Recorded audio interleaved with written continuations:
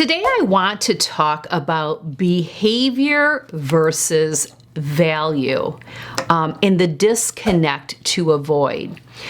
So when I have a new client that starts to work with me, they fill out a form, like an intake form.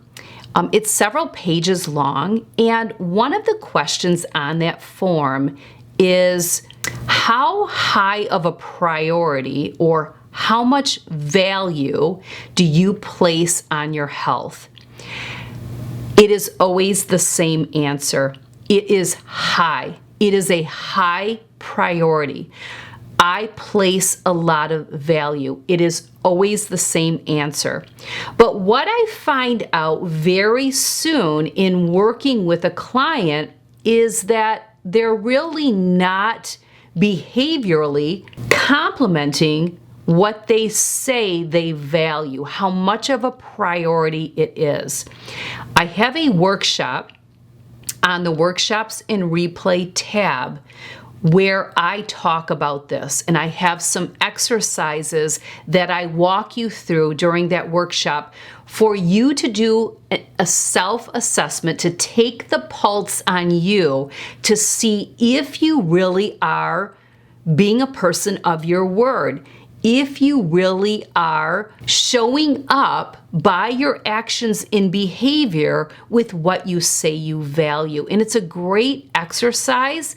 It's called the Life Blueprint, and I highly recommend you take advantage of that if you find that you are someone who, while I want this, I believe I value my health, but yet I don't honor that. I'm not showing up with my actions and behavior. I will have that workshop in the description box below, and I'll actually have a code to give you a discount because that's how powerful and strong I feel about that workshop and how much value I believe it can bring to your life just spending that time in introspection. I want to read one of my note cards, and this is where I go into the disconnect that you want to avoid. So you want your behavior and your actions to align with your values, and it's very difficult. We all struggle in this area because we have hardwired patterns and habits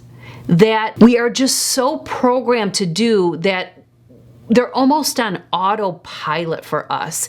They are our default. And in coaching, I often will find that it's coming from a place of often shame that we carry from our childhood. We don't truly believe we're good enough. That's that negative inner voice we carry. So therefore, we just go back to the old way of doing things because we see ourselves as a failure in the first place. Let me read the card.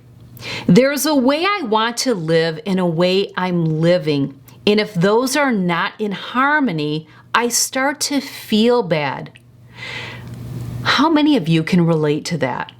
There's simply a way I want to live, but then there's a way I'm actually living. I want to live this healthier lifestyle, but I'm not living it, but yet I want it. And that just keeps us in our misery, that keeps us in our shame, that keeps us in the state of, I'm a failure. I'll never be able to do this. The biggest and most profound growing experience you can take from that is first identifying that is how you're wired, and it is coming from that place of shame, of feeling like a failure. And maybe you had messages, whether directly or indirectly as a child, that made you feel that way, and you're carrying those wounds with you today. Most of us are. The key is that we recognize that and we allow ourselves the permission to believe that is not true. I don't have to believe that about myself, that I actually am fully capable of being the person that I desire to be, that I deserve it. Instead of I deserve, because I'm not good enough, because I'm a failure, to go back to my default and patterns. So what happens is you have a way you want to live, but you're not showing up with that. They're not in harmony, and you start to feel bad, and then it builds and builds and builds. So you just continue to go down the rabbit hole of self-sabotage over and over and over and over again. You must reconcile that quicker as to avoid that disconnect.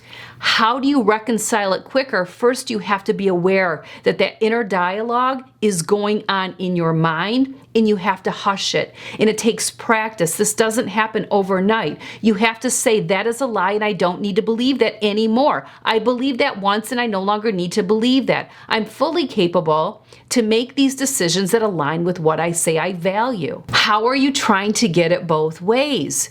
You're trying to have it easy and trying to get something you want, but what you want doesn't come easy.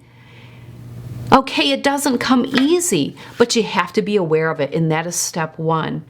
And then you have to be able to pause long enough to get out of your emotional mind, the limbic part of your brain, and tap into the cortex part of your brain where you can logically think that that is a lie. I don't need to believe that. I can believe something else, and I can do this. I can see that I have potential in this. But most people give in before they get to the logical and rational thinking. So understand, I say this all the time, it's not the diet and the temptations and the parties and all the things going on that holds us back from achieving our goals. It's our mind. It's our mind and it's our inner dialogue. And those are the biggest things to work on. And that's what we work on in 3-week intense. 3-week intense for Q2 is open for registration right now. We start the day after Easter. Basically, Easter Sunday, when you have your final meal, your program starts, and we go all the way up and we end on Mother's Day. So it's a beautiful, sweet spot to run 3-week intense.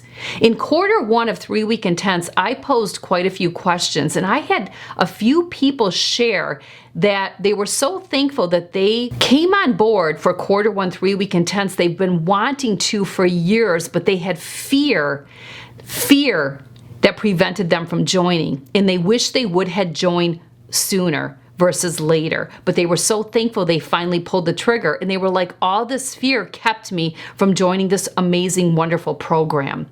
If fear is what's holding you back, it's showing up in other areas, and it has everything to do with your values and behavior, and it's because of that inner dialogue. You must challenge it today. Get involved. Be with women that support you. That's what 3-week intense is. No one comes to 3-week intense, including the repeat members, without carrying their own guilt and shame because they are not always in harmony with their values. Their behaviors and their actions are not in harmony. That is why they come back, is for that loyal support, because we're all on the journey together. We're all making mistakes. We are all living a human experience on this earth. It's a fallen world. We will make mistakes.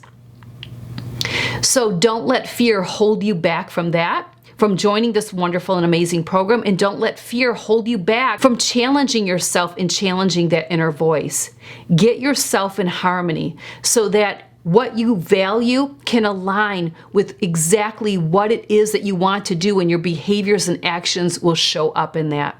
And it will be hard, and we choose our hard, and we step into our power, and we challenge our biases. We challenge our limited beliefs. We challenge our interpretations. We challenge our assumptions. We all have a gremlin, and that gremlin is there to protect us, to encourage us to play small and stay safe, which is exactly what many people did prior to joining 3-week intense. Is they stayed stuck in their play small, stay safe. And where is that getting you? It's not getting you aligning with your values. So take advantage of the workshop that I shared with you. You can get that today and get registered for Q2 3-week intense. The community is waiting for you.